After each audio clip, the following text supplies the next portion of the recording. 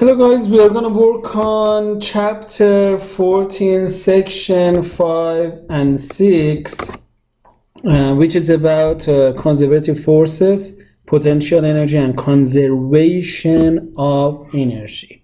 Okay. So, first of all, we need to understand the concept of conservation. What does conservation and conservative forces mean? In terms of the definition of conservation, okay, what does conservation means? Conservation as well energy. So we are supposed to deal with the conservation of energy. So we need to understand the definition of conservation of energy. As you probably know, it means we are not supposed to have energy loss. Okay. Energy loss. So what forces, the question is that what forces what forces cause energy loss and what forces does not cause. The forces that do not cause energy loss, they are considered as conservative forces.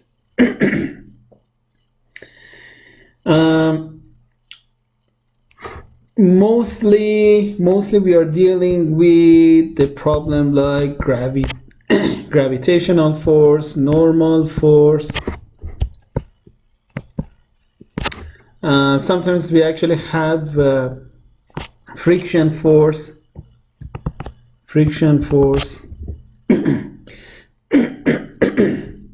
Let's start with gravitational force to see if it's a conservative force or not.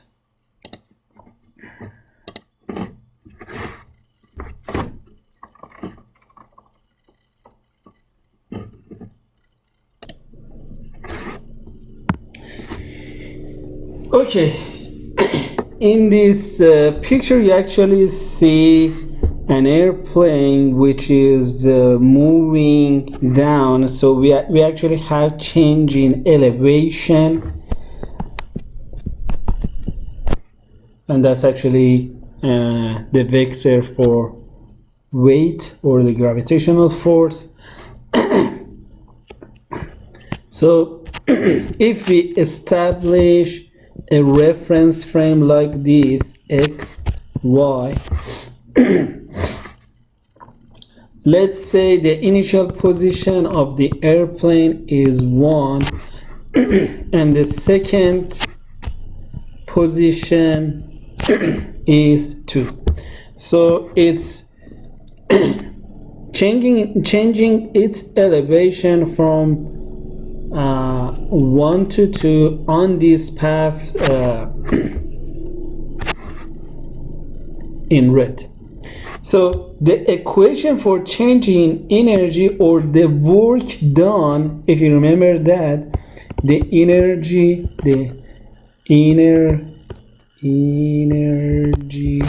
or work done, if you remember from the previous lectures, the work done by the gravitational force is actually minus W times delta y.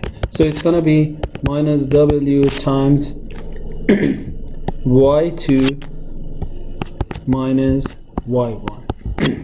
And it's not actually dealing with the x component, x1 and x2. It only deals with the y component, the work done by the gravity. So this is actually the work done by the gravitational force when the position is changed from 1 to 2. And for the work done by the gravitational force from 2 to 1, actually we have minus W times final position, which is y1, minus initial position for the reverse reverse motion. And just to let you know that reverse motion could be in a different path. It could be like this. It doesn't have to be on the same path. But let's see what would be the summation of total summation of all work done or total work done, which is WG 1 to 2 plus WG 2 to 1, and it's going to be minus W Y2 minus Y1 plus minus W times Y1 minus Y2. So the sum of these two energies are 0. When it's 0, it means we no energy loss. No energy. We actually have no energy loss. When the work done by the gravitational force or the weight results in no energy loss, we consider weight or gravitational force as conservative. Gravitational force is conservative. Okay. Let's talk about friction force. Let's see if they are conservative force or not. To do that, I'm gonna draw a ramp like this on which a box is sliding down. When it's sliding down from 1 to 2,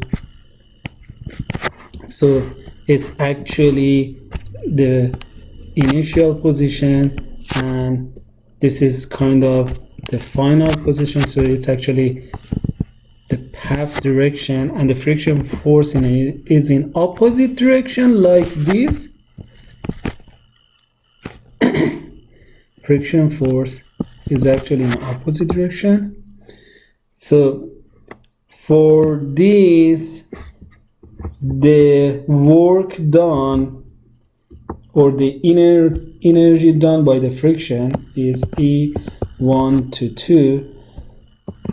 We need to draw the free body diagram of this object. Actually, we have a normal force and we have weight. If this angle would be theta, then we can actually calculate E1 to 2, the change in energy or the work done by friction force, which is minus friction force, because that is in opposite direction, times D, and D is actually this distance. Let me show you D. This is D, okay?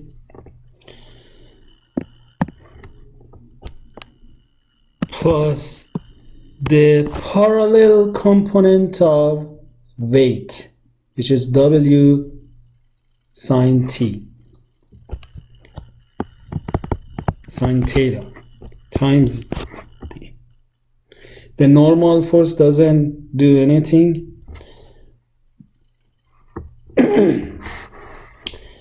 For the reverse motion, it's moving from 2 to 1.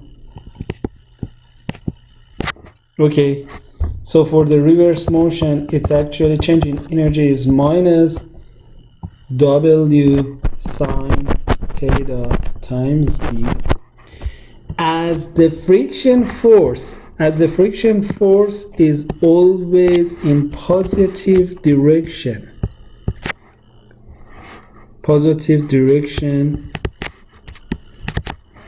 This is negative here, friction force times D. So E12 plus E21 results in minus 2 times friction force times D, and this is negative, which means we have energy loss. Okay, when we have energy loss, the friction force wouldn't be conservative.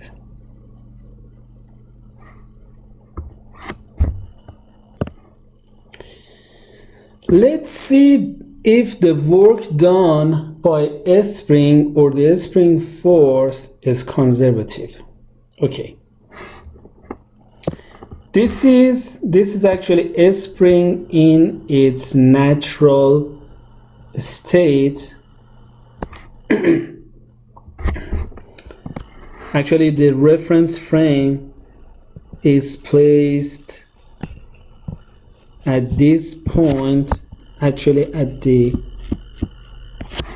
natural length of, or on a stretch position of, we actually set the origin for this S is equal to 0. If you stretch the spring, then this one is actually the work required to stretch the spring from position 1 to 2. And if the spring goes back to its initial position,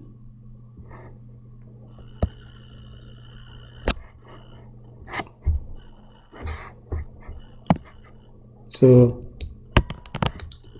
this one is actually E1 to 2.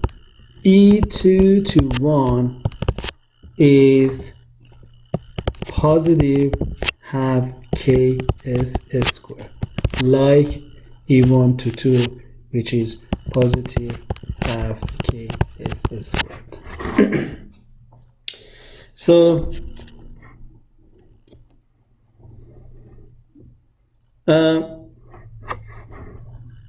what you need to know, this is the energy consumed. That's actually the energy consumed and absorbed, or it's better to say stored in the spring. But this one, when it wants to goes back for this path, when it wants to goes back, it happens spontaneously. It happens spontaneously. You don't have to consume energy. This amount of energy stored in the spring actually causes the spring goes back to its initial position for this path.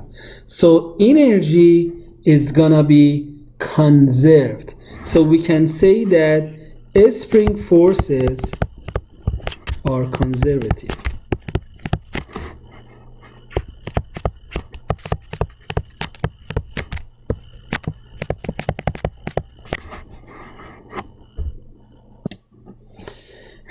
Since this equation is for elastic linear spring,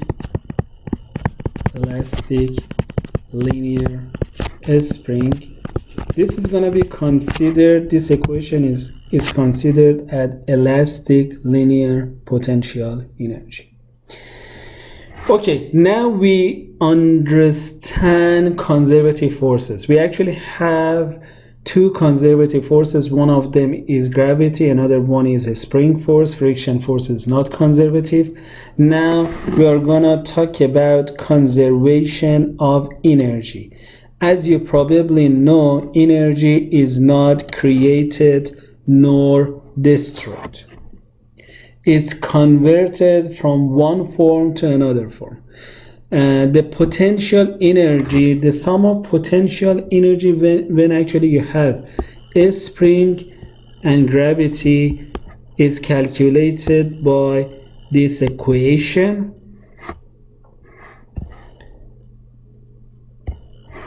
This is actually what we talked about in the previous chapter. For conservation energy, energy is not created nor destroyed. So the sum of energy at the initial state must be the sum of energy at the final state when actually we do not include friction, because friction causes heat loss, which is one type of energy loss. Now it's time to apply the principle of energy, conservation of energy, to solve the problem. We are going to start with this problem. The 4 kg color, the one you see here highlighted in yellow, has a velocity of 2 meters per second at point A. This is point A. The spring constant is 400 Newton per meter. The unstretched length is 0.2 meter. Okay, so it's gonna be S naught. That is actually K. And this one is mass. And we need to find the velocity of the color at point B. So VB is our unknown. Okay, we actually have initial velocity at point A, which is the initial velocity at point A is actually what's that? 2 meters per second. 2 meters per second. The unstretched length for the spring is 0.2 meter. 0.2 meter. And we need to find the velocity at point B. And mass is 4 kilogram and K is 400. Mass is 4 kilogram and K is 400 Newton per meter. Okay. T1 plus V1 is equal to T2 plus V2. So in terms of, or it's better to say TA plus VA is equal to TB plus VB. Let's talk about VA. VA is actually potential energy at point A. So at this point, we actually have potential energy because of gravity plus potential energy at point A because of a spring. The potential energy because of gravity at this point, what is that?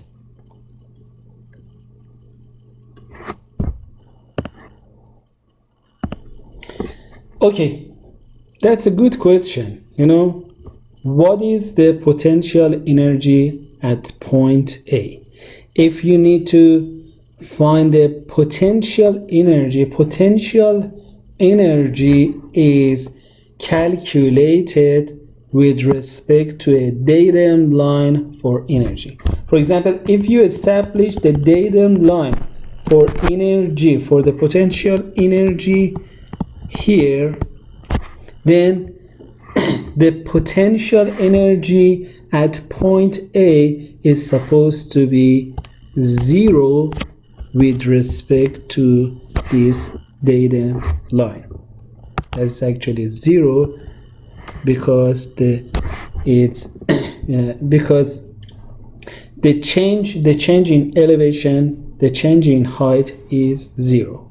The equation is minus W. To be more exact, the equation is minus W delta Y, but delta Y is 0 when it's actually at point A on the datum line. So we just need to calculate the spring, the potential energy of a spring, which is calculated with respect to half K S minus the natural length of a spring on a stretch length S square, and it's gonna be 0.5 times 400 times 0.1 minus 0.2 S squared. As well, TA, which is kinetic energy at point A, okay, with the equation of half times mass times V S squared, it's equal to half times 0.4, and the initial velocity is 2. So we have calculated TA and we have calculated VA. Now we need to work on TB and VB. Let's start with TB. TB is actually half mass V squared at point B. This is actually a point A. And it's 0.5 times 4 times the velocity of point B, which is actually the unknown of the problem. So we have done TB. Now we need to work on VB, which is the potential energy at point B. So VB is equal to VB gravity plus VB spring. Okay. VB gravity, this is also known as VB elastic, and this one is VB elastic as well.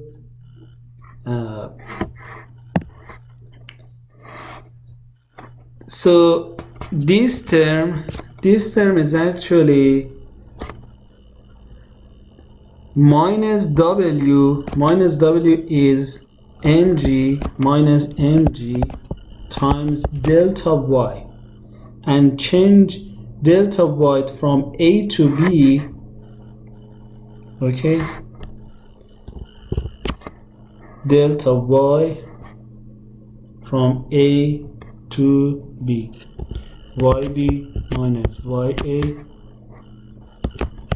When you set the datum line, I need to tell you that that's actually the positive y. That's actually the direction for positive y. So YB minus YA with respect to this datum line and the positive direction for y is gonna be 0.4. This term is actually 0.4. And the next one is this term, elastic potential energy, which is half ks minus on stretch length square, and it's gonna be half 4 times 400 times s. So s, which is the stretch, that is actually the stretch length of a spring. So the stretch length of a spring when it comes to point B, that is gonna the stretch length.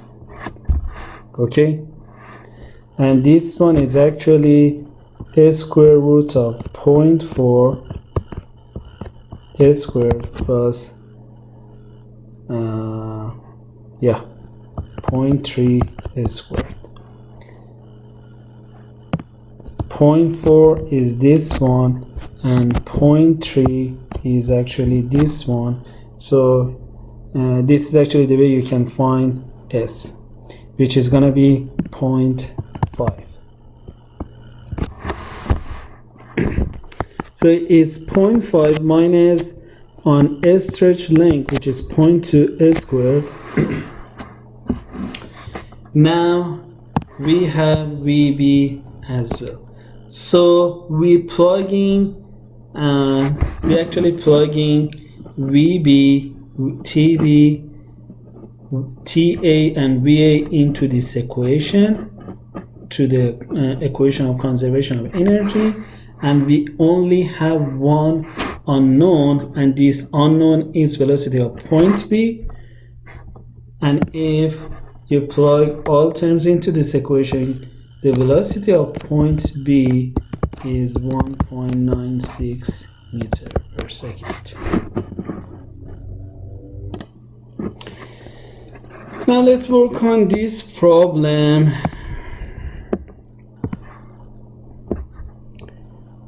The 800 mass is given, that is going to be mass. Roller coaster car is released from rest. So at velocity at point A is equal to 0. We need to find the minimum height h, highlighted in yellow, the minimum height h of point A, so that the car travels around inside loop at point B without leaving the track. So that's actually this part highlighted in green is the key point of the problem. Also find the velocity of the car at point at C for this height h of A. Okay, so we need to find actually h and then velocity of point C. Let's talk about without leaving the track. What does it mean? It means, I'm gonna zoom, when the roller coaster would be here, would be at this point highlighted in blue. Okay, it's in touch with the surface. So when this is actually in touch with the surface, from the surface it's gonna have a normal force. As soon as it leaves the track, with then the normal force would be 0, okay,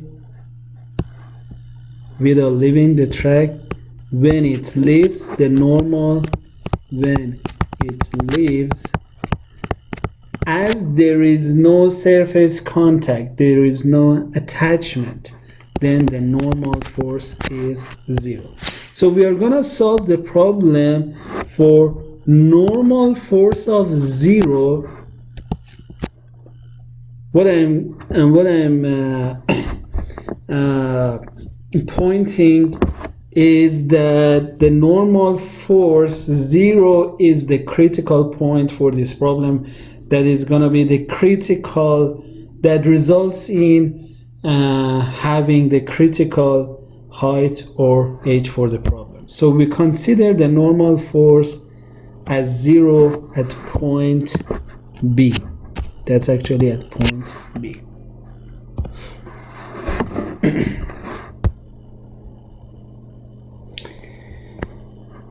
Okay,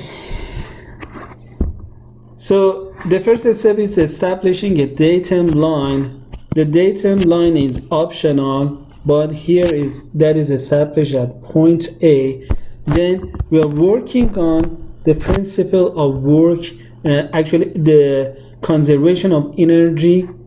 Okay, at the conservation of energy, we are gonna find the kinetic energy at point A. Okay, the kinetic energy at point A, since the velocity at point A is 0, velocity at point A is 0. That is actually the velocity at point A, which is 0. And that's actually, this term is 0. The potential energy at point A, that is 0 as well, because it's on datum line. Then we need to find the kinetic energy at point B. Since the velocity of point B is unknown, we are going to have this statement, this expression, and velocity of point, potential energy at point B, which is actually minus W, which is mass times gravity times delta Y, and this term is actually delta Y, H minus 20. So in this case, we actually have two unknowns. Velocity of point B is unknown, H is unknown as well. Both are unknown. If you remember, we talked about the normal force at point B, the normal force at point B of 0. This one. When the normal force at point B is equal to 0, this is going to be the free body diagram, and this one is kinetic diagram. So the only forces in normal direction is mass times gravity. mg, okay, so this force, we can conclude that mg, which is this, is equal to mass times normal acceleration if we establish normal tangential coordinates, and that's actually the normal acceleration. And as you see, the velocity of point B involves in this equation, and solving this equation we can actually find the velocity of point B. When we find the velocity of point B, we are gonna plug in that into this equation, and after that we can find h. That is actually what we do on the next slide, as you see here. So we could find h after plugging the velocity of point B in that equation, Then to find the velocity of point C, we apply the energy conservation for point A and point C, and we are gonna get the velocity of point C 21.6 meter per second.